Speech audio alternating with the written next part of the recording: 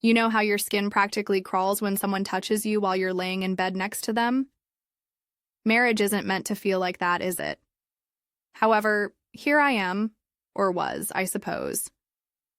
I pretended for 4 years, and when I finally came clean, everyone pretended that I was the villain. To be honest, I believe I should be given some credit for trying as long as I did, even though I could have handled things better. My name is Nicole, and I am 32 years old. I am going to share with you how my marriage broke up in the most amazing way imaginable. Not because my spouse Franklin turned out to be some hidden monster, or because I cheated. No, it fell apart when I finally expressed aloud what I had been thinking about since before we were even married. I had never, ever been attracted to him. Let me back up, though. As a single mother of my 2-year-old son, Jaden, I was working as a bartender at this brewery in Madison, Wisconsin 5 years ago. His father, he was a complete waste of space and abandoned me as soon as I told him I was expecting. You know, the real Prince Charming sort. The complete bad boy package with tattoos and a motorcycle. In the meantime, I'm trying to figure out how to pay for childcare, living in a cramped apartment, and working double shifts. Franklin began to enter at that point. He wasn't my typical type at all.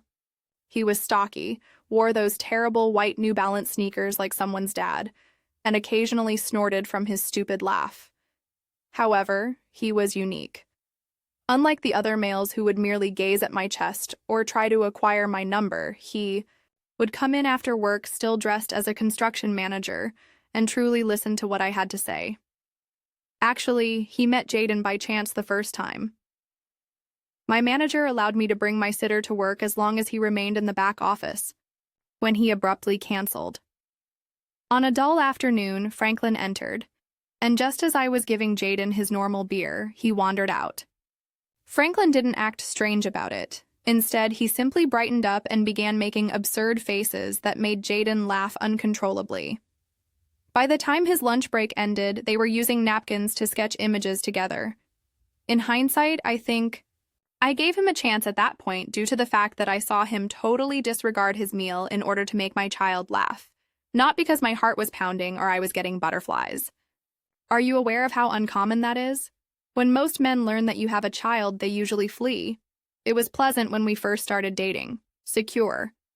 Franklin treated Jaden like a prince, had his own home, and had an excellent career. He would bring groceries home from work, make supper, and never object when Jaden insisted on watching Paw Patrol for the millionth time.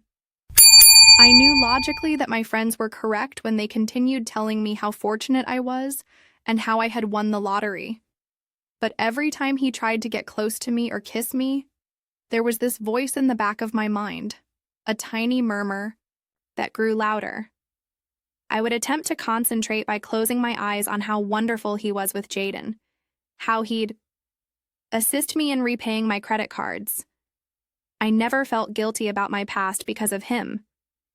I convinced myself that physical attraction would develop gradually, and that choosing stability over butterflies was a necessary part of being a good mother. After 2 years of dating, Franklin asked her to marry him. Jaden assisted him in holding the ring while he performed it at home. On paper, Instagram, and Facebook, it was flawless. He had even trained my son to say, "Mommy, say yes." When I showed my friends the video, they started crying. My mother was so thrilled that her wild kid had finally found a decent man that she virtually held a party for herself. We spent the majority of our funds on a down payment for a larger home because the wedding was tiny. A wise and sensible decision, isn't it? Nicole was intelligent and responsible, and that was my thing now. No more poor choices from bartenders with father issues. I was a mother, a wife, and a member of a legitimate family. Shortly after our marriage, Franklin adopted Jaden. Everyone assumed my tears throughout the wedding were tears of joy. I was crying, really, because I felt stuck. All I could think about was how I had to pretend to be excited every time we had sex, while this man, this truly good man, was naming my son and promised to love us forever. However, I told myself that was okay. Marrying for security is a common reason, right? Franklin was also an excellent father. He taught Jaden how to ride a bike, attended all of Jaden's doctor's appointments, and never missed a bedtime story. In order to save me hours at the bar, he even took time off while Jaden was sick with the flu. If someone loved my child that much, how could I not love them too? I so fulfilled my role as the appreciative wife and the party girl, who at last matured and made sensible decisions. I thought I could go on forever, boasting about him on social media, telling all the single mothers at Jaden's school how fortunate I was and grinning in pictures. Yes, I did. I believed that stability was worth the desire to wince each time he touched me. As it turns out, secrets like that have a way of eating away at you, and when they eventually come out, they ruin entire lives in addition to breaking hearts. But we'll talk about that later. You must first comprehend how things began to fall apart, one small fracture at a time.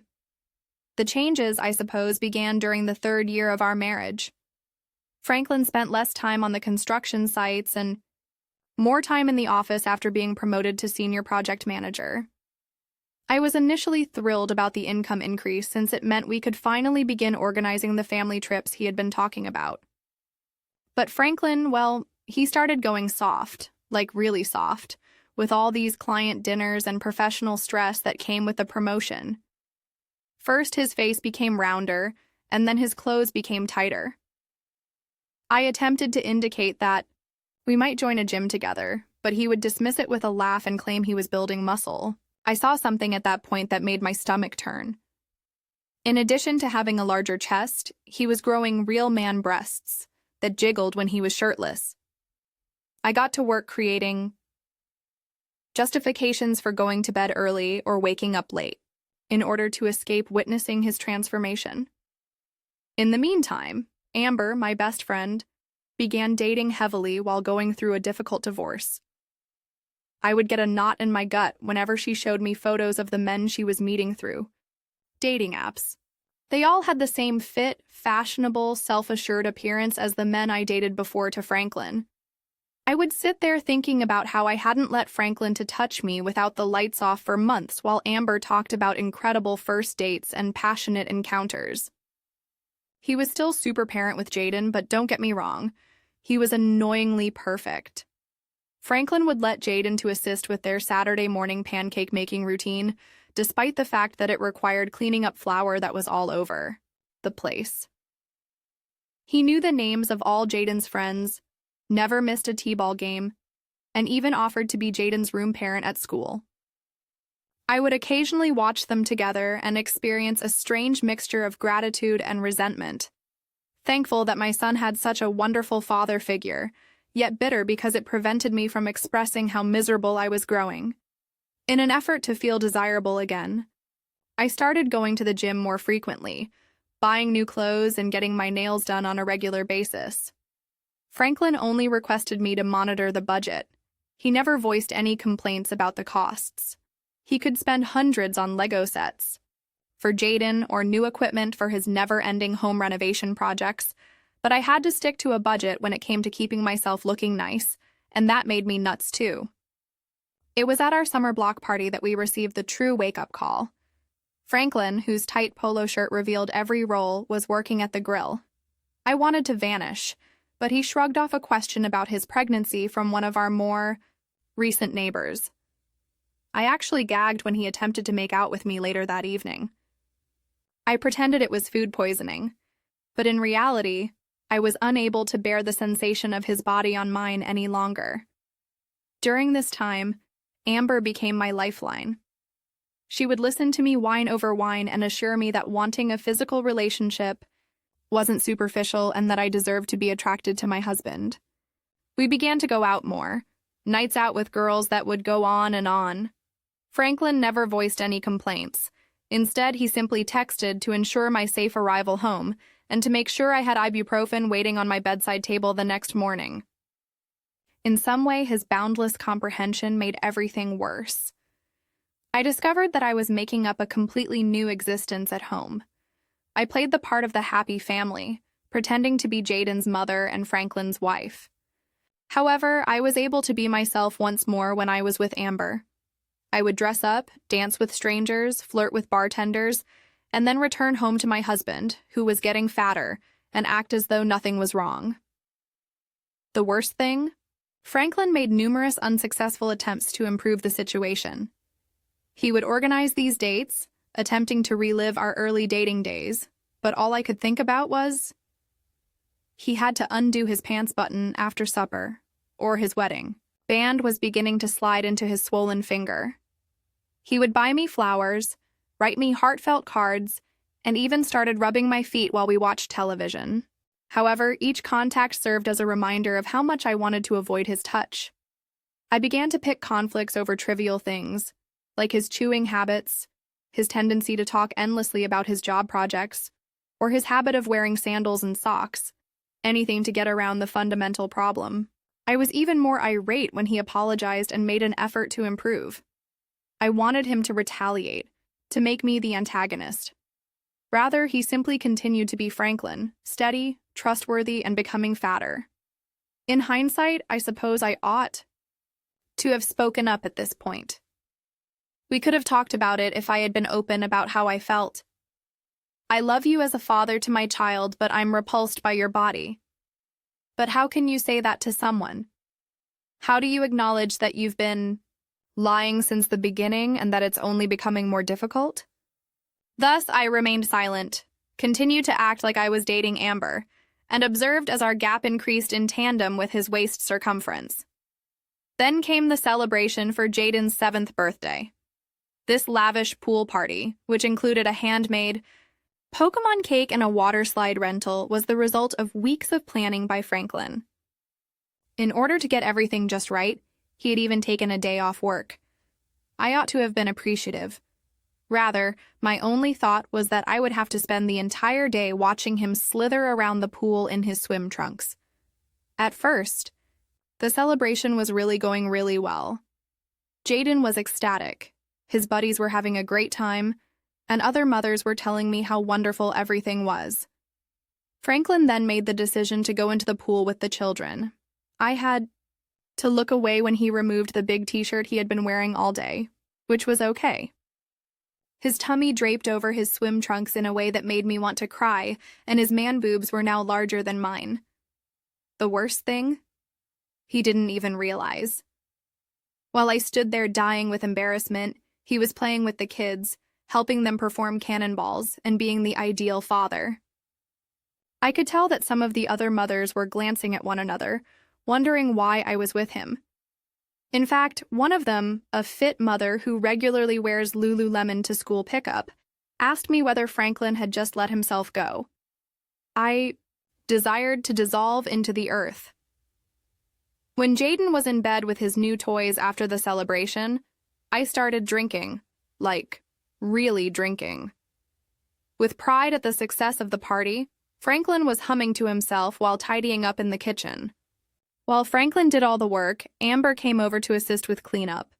But in reality, we just sat on the back porch sipping the party wine. I'm not sure if it was the wine or simply years of repressed annoyance, but I began telling Amber everything. I was reflecting on the fact that I had never found Franklin attractive, that I had only married him because he got along well with Jaden, and that I had to picture other people in order to have sex.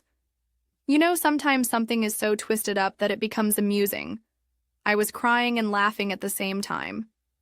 I was unaware that one of the school moms, Sarah, had returned to retrieve her children's misplaced swim goggles. She could hear everything because she was standing right around the corner of the house. And Sarah, being the gossip that she is, simply had to inform Jenny, Franklin's sister. We attended this family cookout at Jenny's house a week later. Jenny cornered me in the backyard while Franklin was inside doing the dishes. She asked how I was doing and then abruptly said, "So I heard some interesting things about how you really feel about my brother." I should have rejected it and dismissed it as drunken platitudes. Rather, something inside of me suddenly exploded. Perhaps I needed someone else to understand how difficult it was for me, or perhaps I was sick of acting. So I stepped up. I informed her, "You know what? It's true. I married Franklin because he was stable and good with Jaden.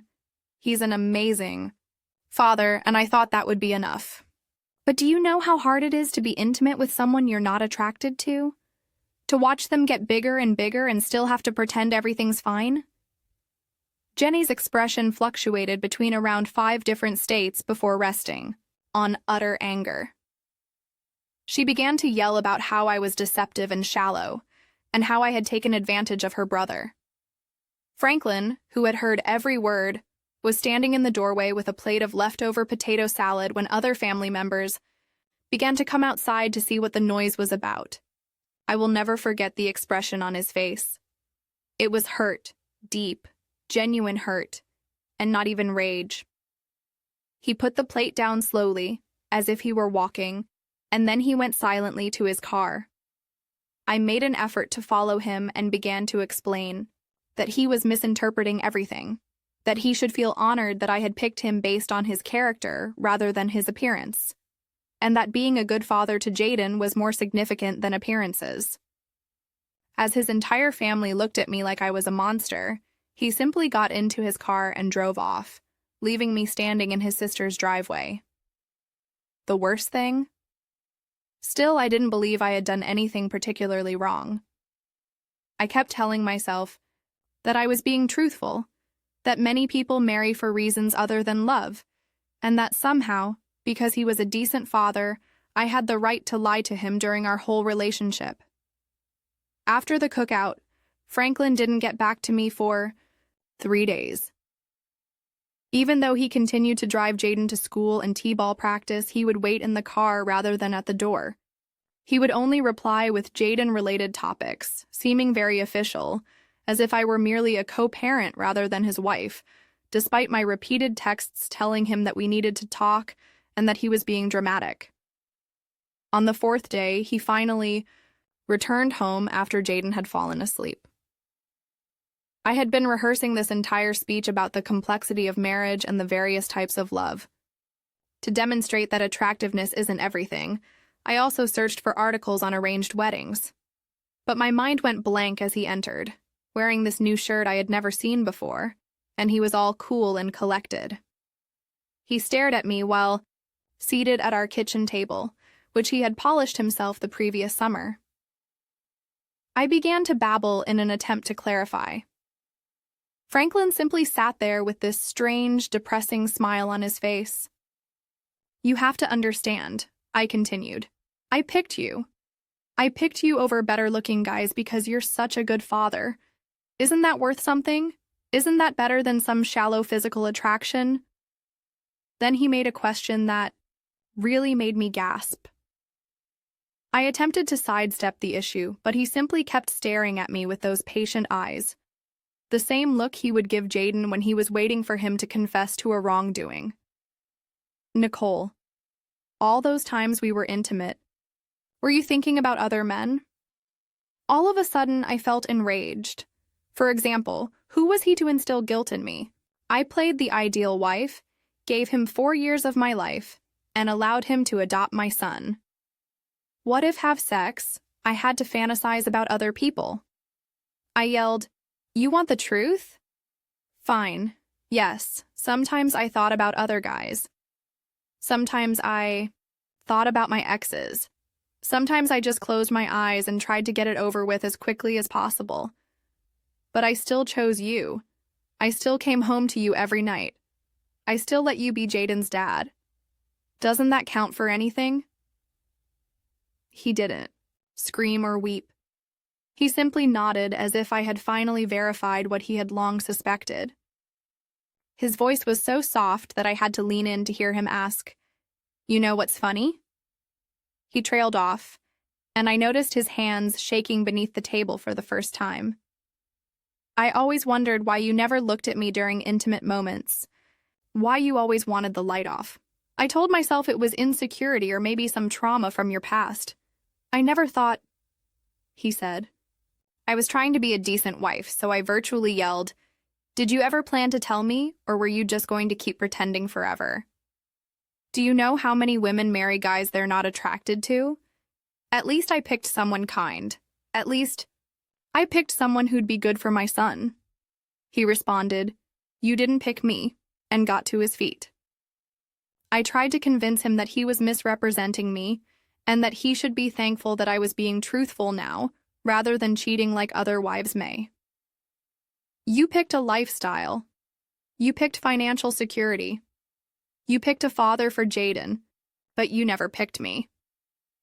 I even mentioned how he had let himself go and how our intimacy problems had not been resolved by his weight gain and man boobs.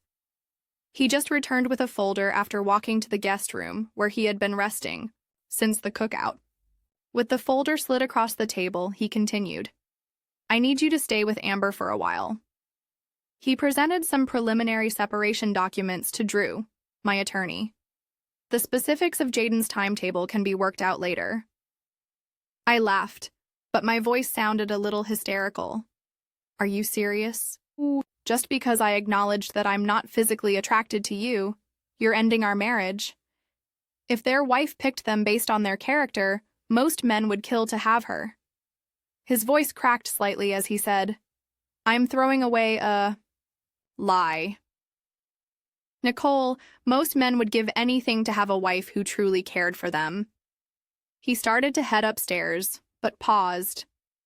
"The saddest part, do you know? I can't stop thinking about all the times you seemed so interested and passionate.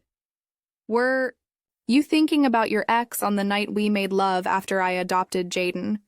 Or were you thinking about all those times I felt we were clicking? On our honeymoon, did you have another person in mind?" He held up his hand as I opened my mouth to lie or say something that would make him feel less hurt. "Don't answer that. Actually, tonight I don't think I can take any more of your candor." He then left me alone with the separation papers and this queasy feeling in my stomach as he went upstairs. For the first time, I realized that my flawless plan might be failing, not because I felt bad. I still believed he was exaggerating. I stayed at Amber's house because I thought Franklin might change his mind in a few days. I mean, who walks away from a marriage merely because their wife isn't physically attracted to them? I kept telling myself he was being overdramatic, that he'd realize what he was losing. After all, I was the one who'd made him into parent material. I was the one who'd given him a family. But Franklin, he was playing a completely different game. While I was posting cryptic quotes about progress and speaking your truth on social media, he was silently demolishing our existence together. First, I got a notification that he'd withdrawn me from our joint credit cards. Then I saw he chronicled every significant purchase I'd made in the last year. All the spa days, the shopping sprees, the girls' nights that somehow always ended up on our credit card. I attempted logging into our shared banking app one morning and found myself locked out. When I called the bank, outraged, they told me Franklin had already gone there and divided our accounts. He even cataloged all my spontaneous purchases and transfers to my own account. Who does that? The true shock came when I returned home to fetch additional clothing and saw him looking through papers in his home office. He'd lost weight, stress, probably, and was wearing a new shirt that actually fit him. There were organizational boxes everywhere, each labeled with things like bank data and house documents. "What are you doing?" I asked, trying to sound casual but inside freaking out at how systematic he was being. Without even glancing up, he said, "Getting organized. By the way, I've recorded all of your talks in which you acknowledged that you were marrying me to gain stability or to pretend to be attracted to me." Regarding the pool party incident, my attorney advised documenting the event. I erupted and began yelling that he was being spiteful and attempting to defraud me of our money by denying me access to it. An error. It turned out that ever since the barbecue incident, Franklin had been recording our chats. Apparently, it's allowed in our state, and his lawyer used my little outburst about financial abuse as more proof.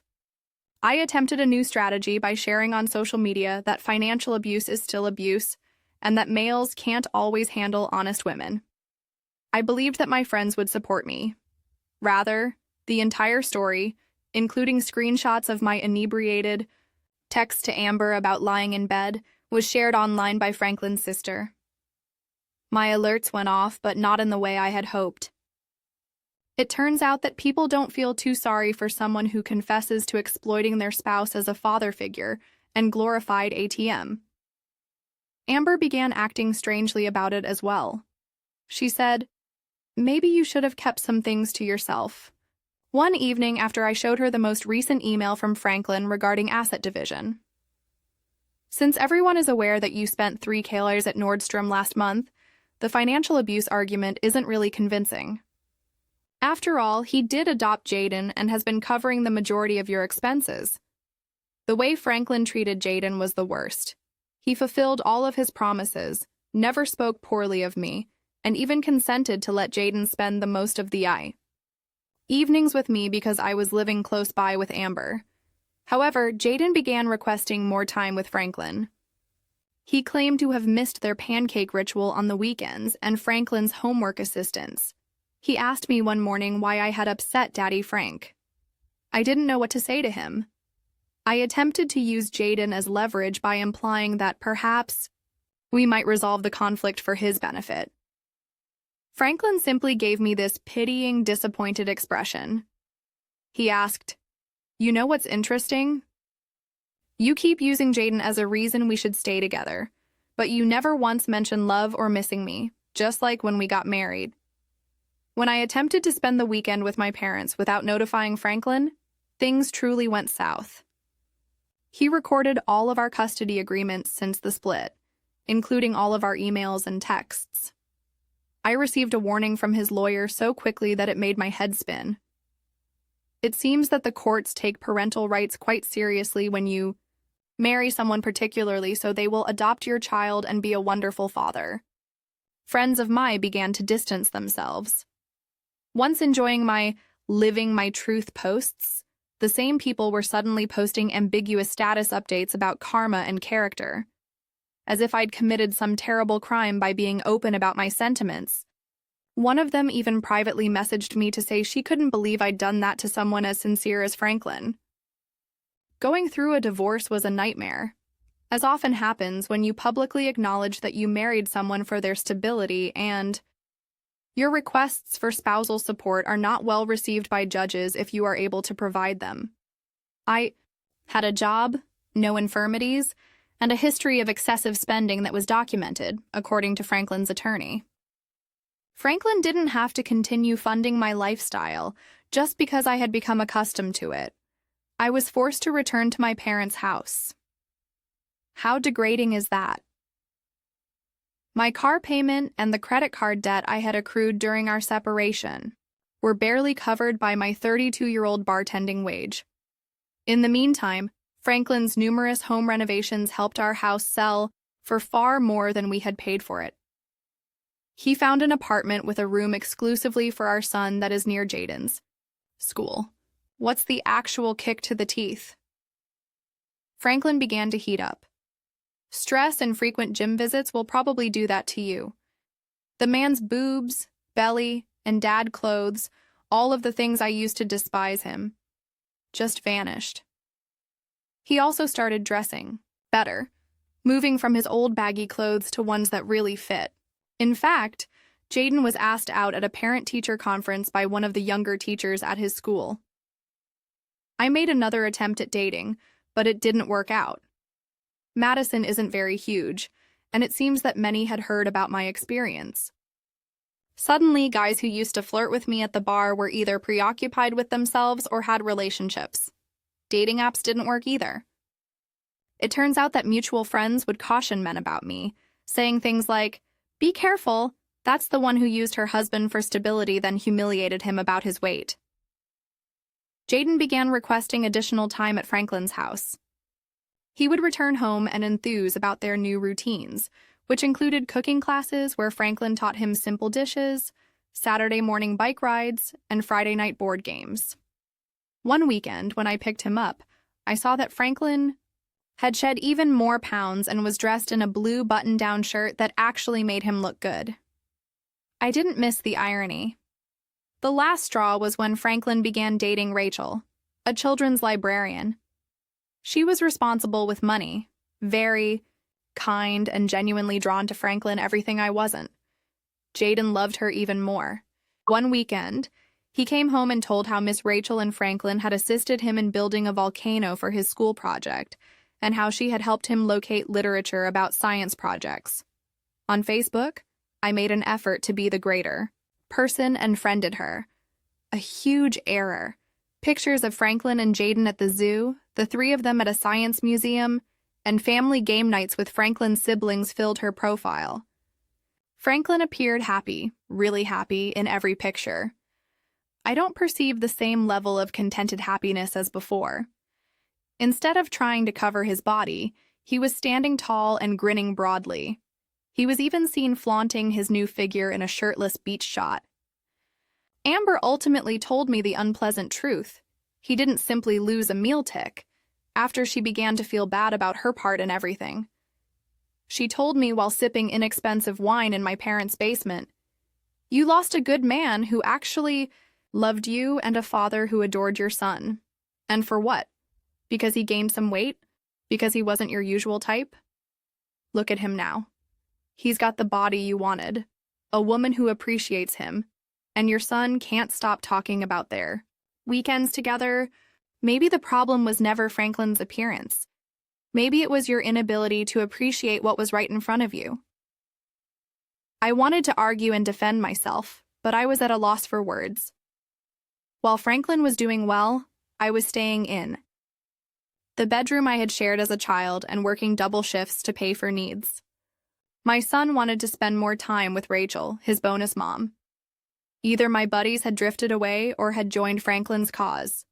Even my own parents said that I had truly ruined something nice. The worst thing? Late at night, I occasionally find myself glancing at old pictures from our early marriage before I became preoccupied with his weight and allowed my shallow side to take over. One photo shows Franklin and Jaden laughing together while learning how to ride a bike. On the back of the seat, Franklin's arms remained steady. Even though he might not have been the most handsome person in the room and had a belly in that picture, the love in his eyes when he gazed at our baby was genuine. However, at least I was forthright about how I felt, right? Even though I lost my marriage, my way of life, the majority of my friends, and the respect of almost everyone who is aware of the story, at least I told the truth. Karma, I suppose, has a way of showing you that some things are better left unsaid, particularly if you're too naive to see what's important.